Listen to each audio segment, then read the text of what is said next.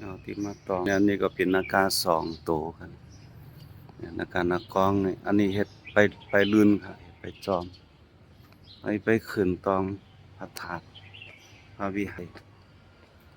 หารใหญ่เป็นเด้อนะครับจะไปจันทร์เลยมันต้องไปจันทร์เลยโอ้หัวพอสิมาเฮ็ดไว้ครับอันนี้เอาขึ้นไปไปครับนี่ก็เป็นปราสาท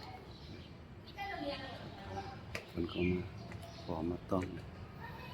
น้ำเป็นแบบเก่าโบราณก็มีเสียงครับ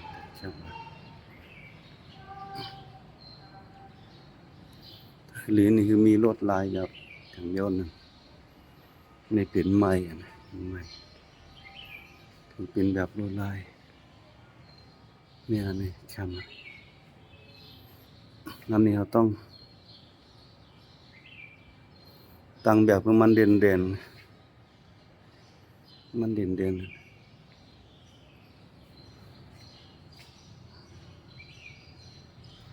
ตั้งไว้เฉพาะกลางไว้ที่แห่งหนึ่ง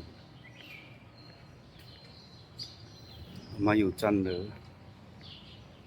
นี่เป็นตัวเล็กเป็นไงเนาะ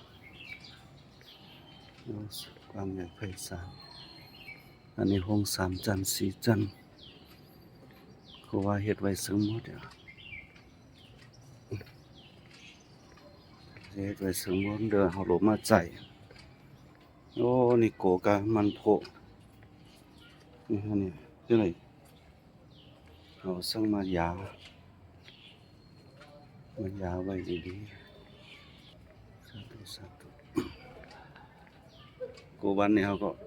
เฒ่าแก่มากูว่าสังขารัฐท่านบอกมันบ่เตียง